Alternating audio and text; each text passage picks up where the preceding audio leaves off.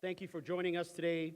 Uh, we have heard from voters, principals, members of the previous school board, and the incoming board members that there should be no significant action taken by the current board. January 15th, 2025, the new hybrid school board that Chicagoans elected will transition in. It should be that board that begins the process of bringing back stability to our school district. They are the ones that voters picked. They are the ones that will represent the interest of our city as a whole and not special interests. Let's remember how we got here. Reluctant to take out a $300 million high-interest payday loan, the entire previous school board, I might note, which the mayor appointed, resigned. Then just a couple of days later, he appoints a new school board. City council was never given the opportunity to have hearings with them. Mind you, 41 aldermen signed on to a letter to ask for that type of hearing. And the vetting process from the mayor came under fire after the president had to resign after a week. 1 week of being appointed due to public, easy-to-find, problematic posts. Mind you, while the circus is going on, CPS CEO Pedro Martinez has consistently shown up and brought stability amongst the turmoil. He has also continued to remain focused on good faith negotiations, while the CTU smears him in an attempt to create cause for firing. It is not right, and our city deserves better. Over 700 principals signed a letter in support of CPS CEO Pedro Martinez. The performance of our students has risen under his leadership. We here today are asking the board to please not make any crucial decisions simply based on politics. You, me, and all residents of our city will literally have to pay for this for years to come. The recent election showed that there is an immense support for independent leaders that will serve our city as a whole and not just special interests. The newly elected board, which some of the incoming members are here with us today, will take their seats just next month. That is the board that Chicagoans elected. Those are the folks that should be making the decisions that will impact our city for years to come. Newly elected board members have asked the current board to wait. They sent a letter and asked the new board to wait. Don't make political decisions that you will pay for. And let's be mindful of the fact that the board serving now is doing so in a transition period, a lame duck session. They cannot be making an informed decision as they have not been here long enough. And Chicagoans are extremely skeptical of them at this moment. We owe it to our residents to not make hasty decisions at a moment when our city's finances are up in the air. Thank you, and I would like to introduce our next speaker, CPAA President Troy Lavrier.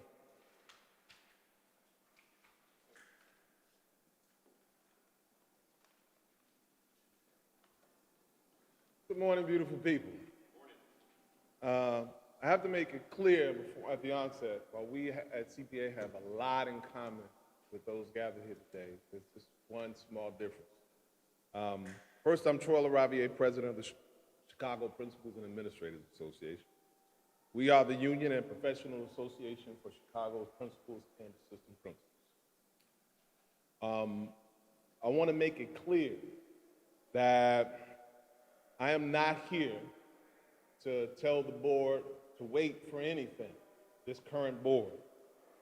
I'm not here to tell them to wait to make a decision about CEO, and I'm not here to ask them to wait for the new board to be seated before making a decision about CTU contract proposals. I'm here because the CTU contract, as currently proposed, will do so much harm to the principal's ability to lead and shape school culture that no Board of Education should approve it.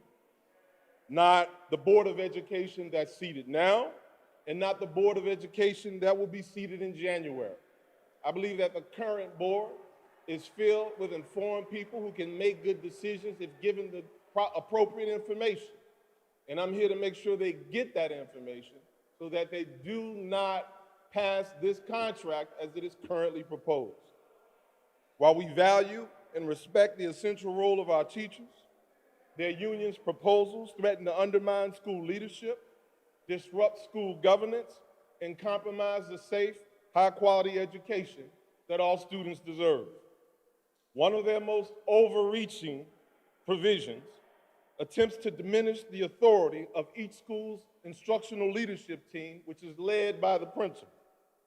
The proposed provision states the following: no principal or principal-appointed committee can select curriculum. No principal or principal-appointed committee can set grading policies. No principal or principal-appointed committee can plan professional development or school improvement efforts. Listen to this. These are teachers saying that no principal or principal-appointed committee can plan professional development or school improvement efforts. Who do they think they are?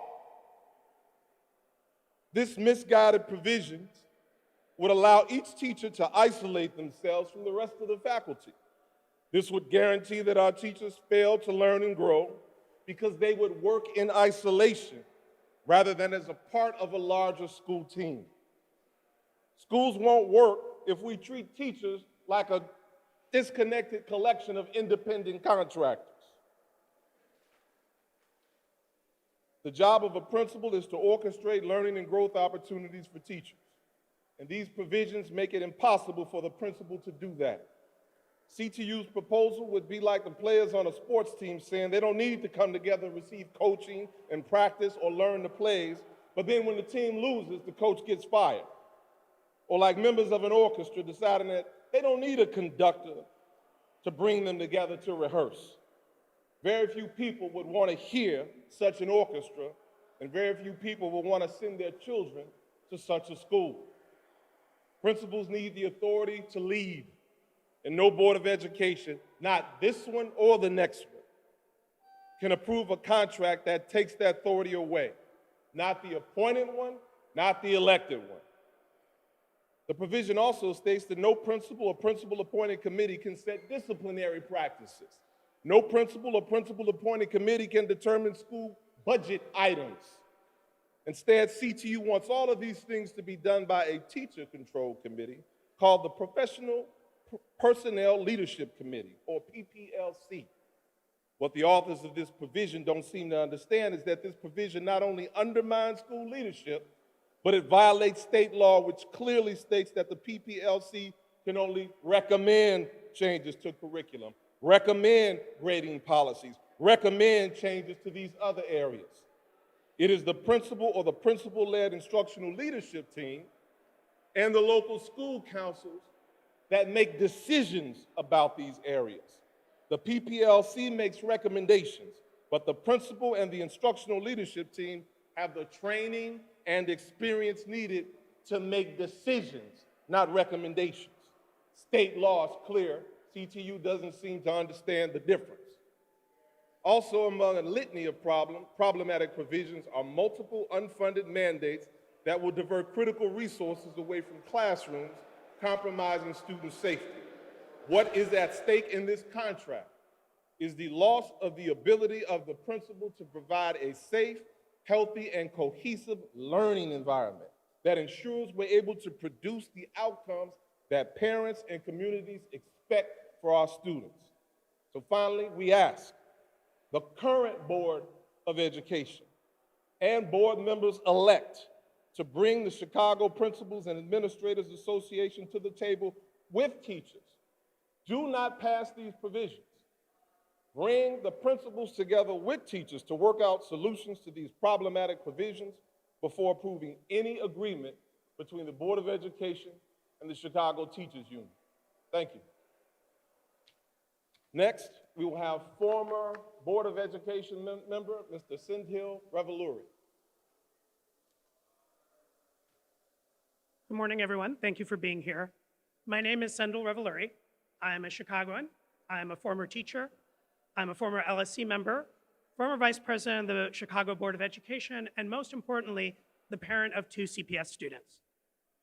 I'm here today not about politics, not about power, not even about really who, when, or how, but because I believe our schools serve our community.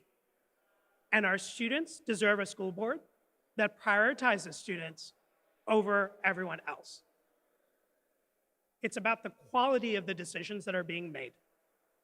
And that quality can only be judged relative to a school board's primary responsibility, as outlined in our state constitution, to ensure that our schools meet the needs of our students and to improve their outcomes. An effective school board cannot let adult concerns or adult interests overshadow what matters most, our kids. And an effective board must govern, not manage.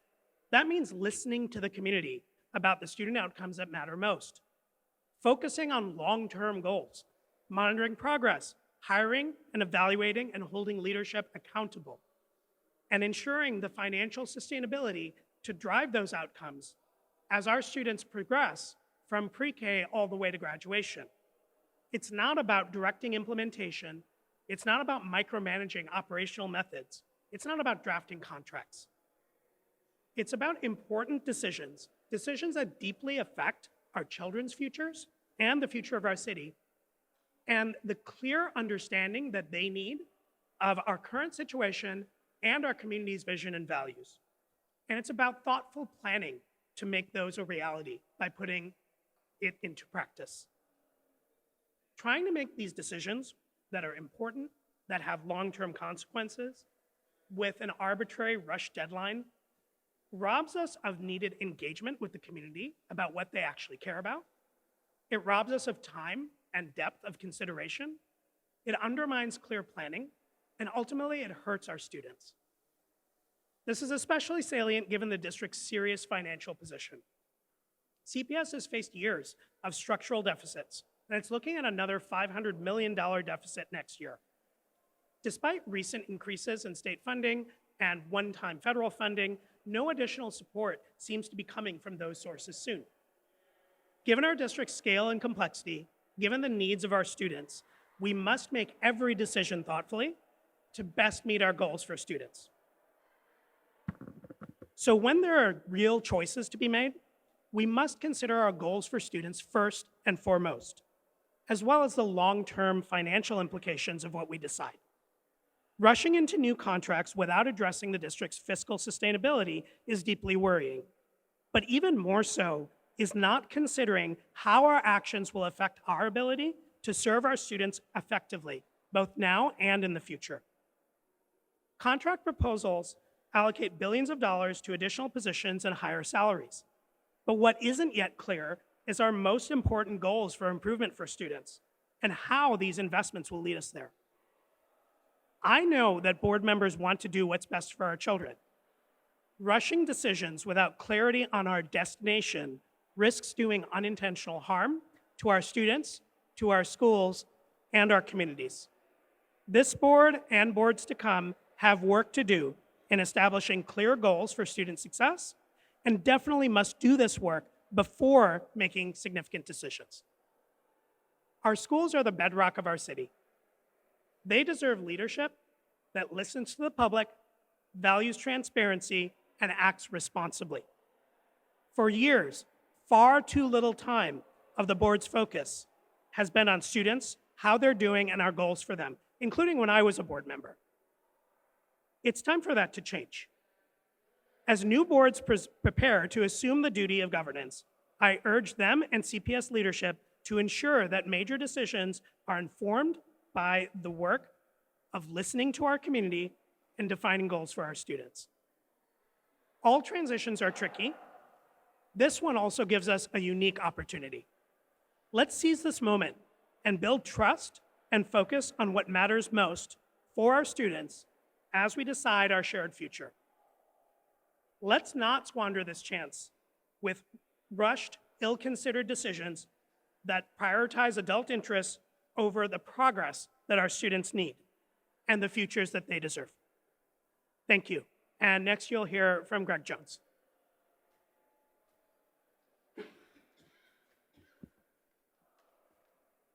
Good morning. My name is Gregory Jones, and I'm a proud former CPS principal. I served as a school leader for over 10 years in CPS, including 4 as the founding assistant principal at George Westinghouse College Prep in the West Garfield Park community, and a little more than 6 years at Kenwood Academy High School in the Hyde Park neighborhood. As a professional educator, I dedicated my career in helping build and lead institutions that improve students' educational outcomes.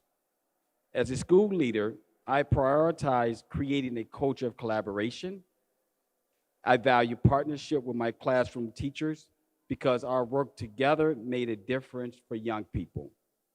Effective principals understand how vital teachers are and work to provide them with the resources needed to do their jobs effectively, while also ensuring that the entire building operates as a cohesive unit.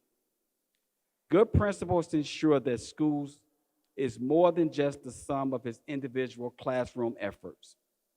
Now, I do know that those efforts matter. As the principal at Kenwood, I experienced the negotiation of 2 separate CTU CPS contracts. I believe then, and I believe now, that teachers deserve a contract. Their work is demanding, and they should be supported in doing it well. I also believe principals and local school councils should be able to shape that support in a way that best serves their students and school communities. That's why I'm here today, to underscore the importance of preserving principled and community-driven leadership in our schools.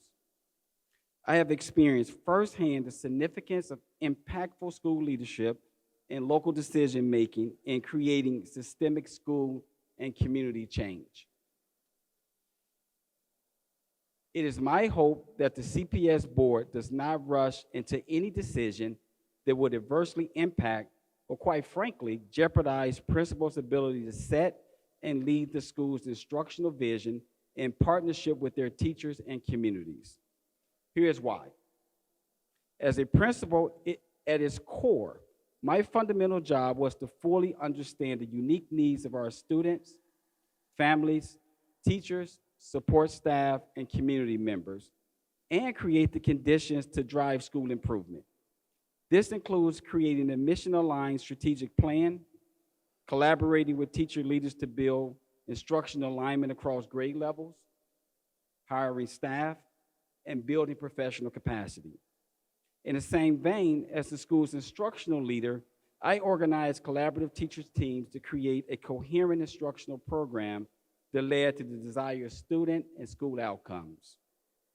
Now, some of the non-financial proposals in this contract jeopardize these basic leadership responsibilities. Schools are more than just the sum of individual classrooms. Having a coherent and aligned instructional program that every classroom teacher delivers is essential to maximizing student learning and the development of non-cognitive factors. By removing principals' ability to set the instructional vision and guide the alignment of curriculum and instruction across grade levels and subjects, we risk mission drift, curricular fragmentation, and disjointed learning experiences.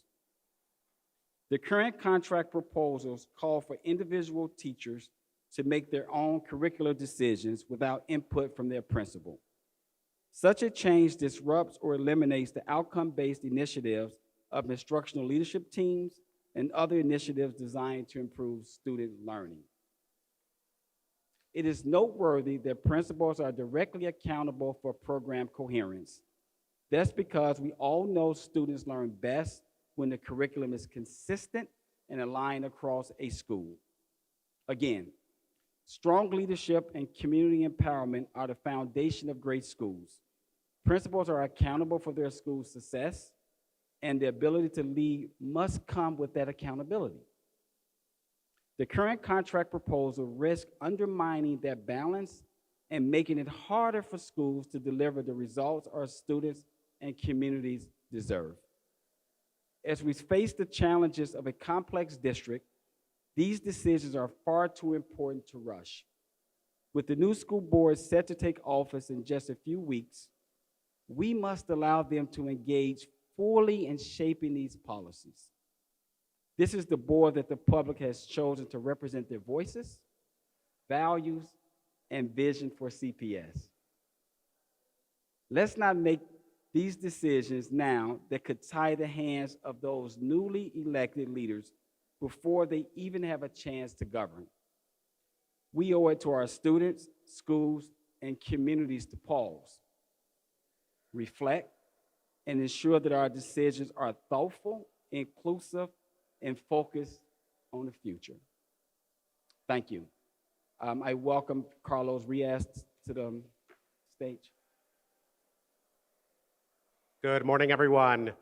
My name is Carlos Rivas. I'm board member-elect for District 3. I'm here joined with so many great folks, but also with Ellen Rosenfeld from District 4 and Angel Gutierrez in District 8. We are just 3 of our 10 board members that were elected by the people of the city of Chicago just a few weeks ago. We now have about 5 weeks until we come in onto the Board of Education. And what we're asking is to ensure that this current lame duck board not make any drastic decisions. That is our CTU contract that we've been working on for a very long time, and also to ensure that our CEO, Pedro Martinez, is here and stays to finish out his contract. It is only the Board of Education's power to be able to hire and fire the CEO of the Chicago Public Schools.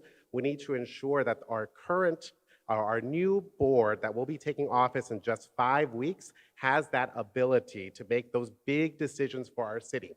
We are at a time right now where we have huge budget issues, not just at the city of Chicago, but also at the Chicago Public Schools. We have huge budget structural deficits that are coming along at both the city and CPS level next year. We need to ensure that the new hybrid board of elected and appointed members are the ones who get the chance to study and make those decisions that are going to affect generations to come.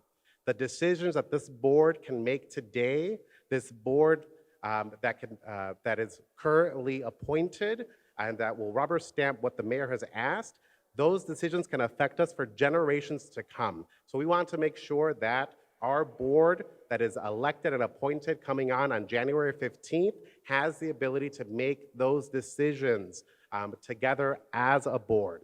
I'll now direct this in Spanish. So mi nombre es Carlos Rivas. Soy el miembro elegido de la Junta Educativa de Chicago en el distrito número 3. Estamos aquí hoy para asegurar que la Junta Educativa que actualmente existe en la ciudad de Chicago no haga decisiones drásticas en estas últimas semanas que tienen el mandato. Nosotros, como elegidos, empezamos el 15 de enero y nosotros somos los que debemos de tener la oportunidad de hacer decisiones que van a afectar a nuestra ciudad por generaciones. Eso es algo muy importante para nosotros porque no solo es el presupuesto de las escuelas públicas, sino también el presupuesto de la ciudad de Chicago. Así que esperemos que la ciudad de Chicago, que la Junta Educativa de la ciudad de Chicago no haga decisiones drásticas hasta que la nueva junta entre el 15 de noviembre. Y también quiero expresar que yo y sé que muchos de nosotros también apoyamos al superintendente de las escuelas, a Pedro Martínez. Para mí especialmente es muy importante que tenemos un latino que esté a cargo de nuestras escuelas. Nosotros representamos ya casi 50% de los estudiantes en las escuelas públicas de Chicago y creo que es algo muy poderoso tener un ejecutivo a cargo de las escuelas que no solamente es latino, pero también es de nuestra comunidad, de nuestras escuelas. Muchísimas gracias. Alderman, did you want to say something, Alderman?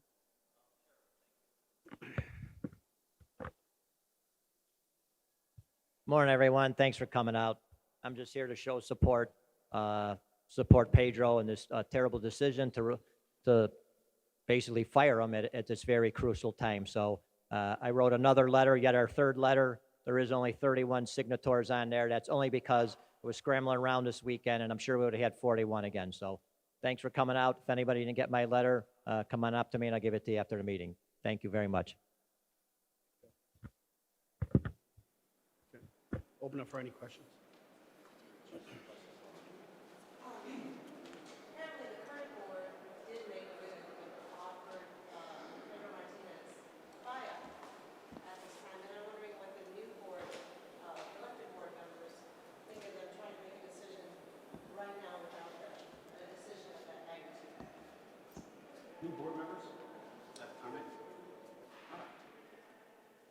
Hi, Ellen Rosenfeld, and I believe that we've asked the current appointed board to stop making maneuvers like that and just wait. Just wait. The public spoke. The public spoke. They elected us. They wanted independent voices. Give us an opportunity to get on the board, do our due diligence, understand what Pedro Martinez is doing right and doing wrong, and then make a decision.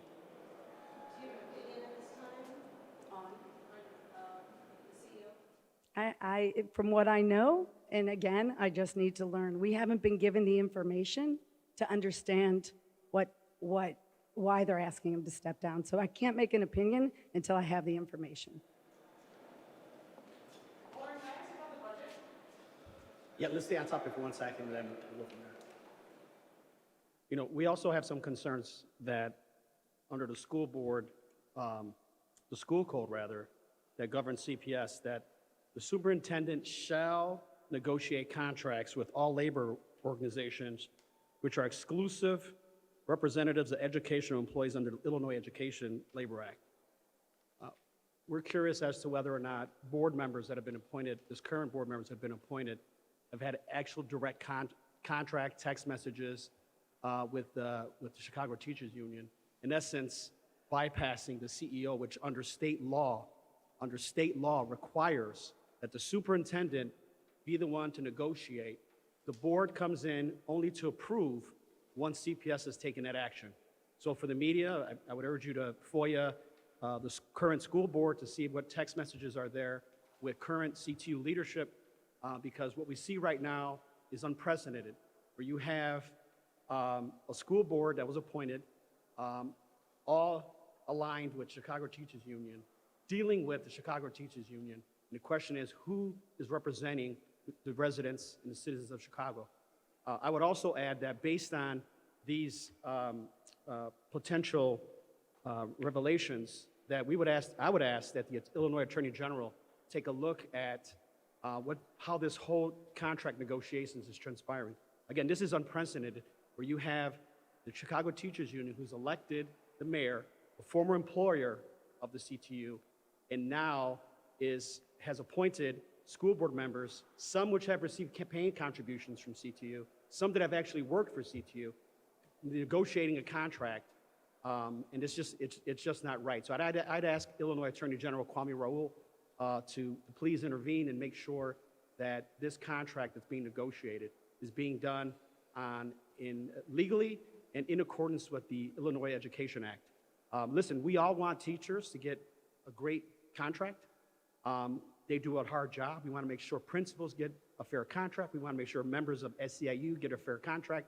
But we also have to make sure that it's done in a way that's ethical. So thank you. Do you have knowledge of inappropriate communication, or are you just hearing people? Well, so I would ask the media to potentially take a look at FOIAing board members to see if there's been any discussion around contract negotiations. Listen, what you've seen publicly is CTU asking the board to approve a contract. You've seen publicly that CTU has asked the board to approve a contract. That's not how it goes. The superintendent shall negotiate the contract in accordance with the Illinois Education Act. And as a result of that, we want to make sure that that process is in place. Once CPS CEO and his team have formalized and approved the contract, I'm sorry, not approved rather, but have checked the contract and have given it to the board's job is then to approve the contract. It's not the board's job to negotiate with CTU or any labor organization. Thank you. Definitely, this has made a lot of division in the city council, especially after they announced that they're going to be closing some Acero schools. But also the school board has the power to fire Pedro Martinez. What will happen if they take that decision? It's going to be how it's going to be the beginning of with the new members of the board. Can you talk about that? Well, I'll comment and then I'll ask the school board members to comment. Listen, under state law right now, under the state law that was passed, the mayor appoints the board. He has done so, despite the city council, 41 aldermen signing on to a letter to ask for consent and advice. So if the board now decides to fire CPS CEO Pedro Martinez, I would ask, how did they come to that conclusion when they've been seated for less than 2 months? But again, again, what you're seeing is a board that's been appointed by the mayor the board has ties to CTU. Some have been former candidates that have received political action committee money, also been former employees of CTU, and they're negotiating against CTU. So there's huge conflicts of interest from the onset when the contract negotiations were started. I, along with other aldermen, have called for an independent arbitrator to come in so that way we can not have any conflicts or any perception of conflicts. So that's my stance. Any board members want to comment?